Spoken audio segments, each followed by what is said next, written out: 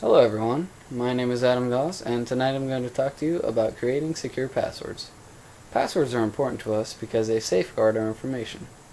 Modern users have multiple accounts and passwords. Some of these accounts contain valuable information such as bank account information and credit card information. This type of data can be used against us by attackers to commit crimes like identity fraud and other damaging crimes against the user. According to an article called Identity Theft by Anderson, Durbing, and Salinger, a study conducted in 2006 showed that an estimated 8.3 million Americans suffer from identity theft in 2005. The average cost of these incidents was $500, and the highest 10% reported damages over $6,000, a surprisingly higher amount than the average. Because of the risk of damage, certain precautions should be taken when making passwords. First, I'll talk about things to avoid, and then I'll move on to tips for creating more secure passwords. In their book, Principles of Computer Security, Conklin, White, and Williams give a couple of things to avoid when choosing passwords. The first thing you should avoid is easily guessable passwords. Easily guessable passwords include common words, dictionary words in general, and birthdays, anniversaries, family members, and things like that. Attackers can download lists off the internet of commonly used passwords. Things like the actual word password, secret, sports teams, popular bands, all are notoriously common for users to decide to use as passwords. They can also have programs that continually guess every single word in the English dictionary while trying to crack a password. So basically any dictionary word you use is inherently not good. These programs can also be modified to replace letters with numbers, such as some people do, like they replace an O with a 0. So for example, look, L00K, the program can be modified to guess look, L00K instead of LOOK. Birthdays, anniversaries, family members, and things like that are easy to remember, but they're also easy for attackers to find. They can utilize social media like Facebook and MySpace and LinkedIn and other methods to figure out different information about you. Sarah Palin's email account was actually hacked by a teenager who used her Facebook information to get into her email, hoping to find something that would damage her campaign. However, they didn't find anything, but they were caught hacking into her email account. Another thing to avoid is writing down passwords. It can be incredibly frustrating with multiple accounts and multiple passwords and having to remember each individual one, but writing them down and sticking them somewhere is never a good idea. This makes it that much easier for attackers to steal. Attackers are kind of notorious for using social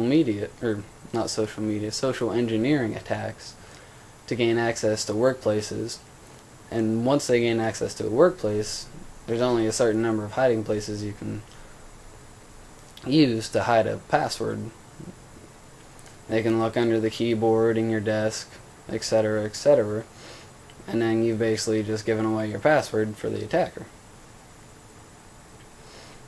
Now that we've figured out some things to avoid, I'm going to give you a strategy for creating secure passwords. In his article, Practice Good Password Habits, Alex Wauro provided a good strategy for creating secure yet easily memorable passwords.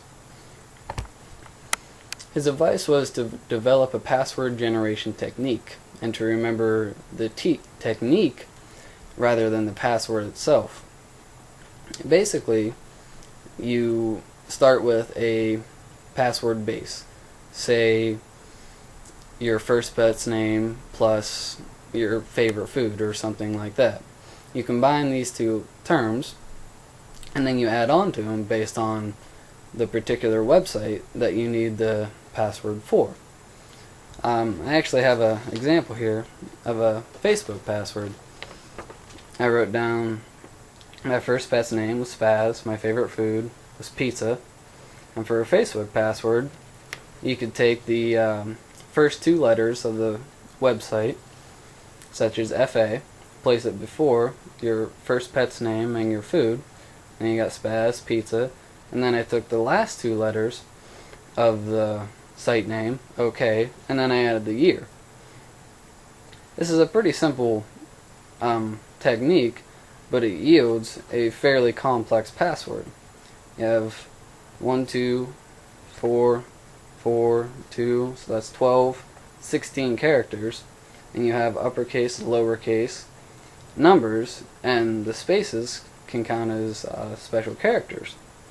And if, say, a website doesn't allow spaces in a password, you can always just jam the terms together into one single password like the top one. I also have a different special character. You can do all stars between the things. And down here I replace the A's with an @ the O's with a 0, the I with a 1, therefore creating an even more complex password, but still easily memorable, because A, substituting the @ for an A is a pretty common technique, as well as the 0 for an O and 1 for an I. And you can also add different special characters. You can just hold the Shift key and go 1, 2, 3, 4 for each of the spaces, and that gives you an exclamation point, an @ a pound sign, and a $sign, yielding even more complex passwords.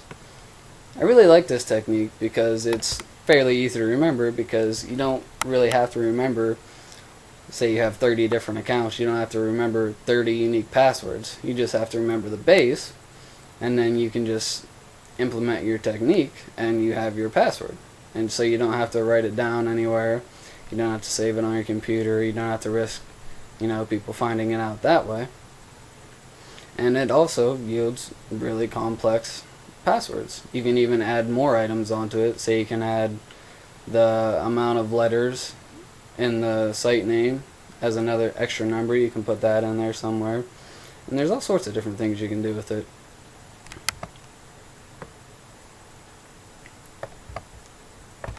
So, in conclusion, the modern world basically revolves around computers. And users have all kinds of different accounts and different passwords, and you got to change them every so often, and it gets incredibly hard to remember them all, and you get very tempted to write them down and use poor techniques just so you can remember them better. However, to better protect ourselves, we need to avoid common passwords such as common words, birthdays, family names, sports teams, and other easily discovered information like that. You can't write your passwords down anywhere because it's just going to lead to bad results. You can develop a generation technique, and it will make your life a lot easier. You just have to remember the technique and not the password. You just have a simple base, and then you remember the technique that you use to add and make the password more complex. Now, no system is completely secure. Hackers can still, where there's a will, there's a way. They're going to find it. But the better passwords you make, the harder it is for an attacker to get your information. That's really the ultimate goal, is to make it as hard as you can for them to steal your information. And I hope you follow these procedures, and have a good night.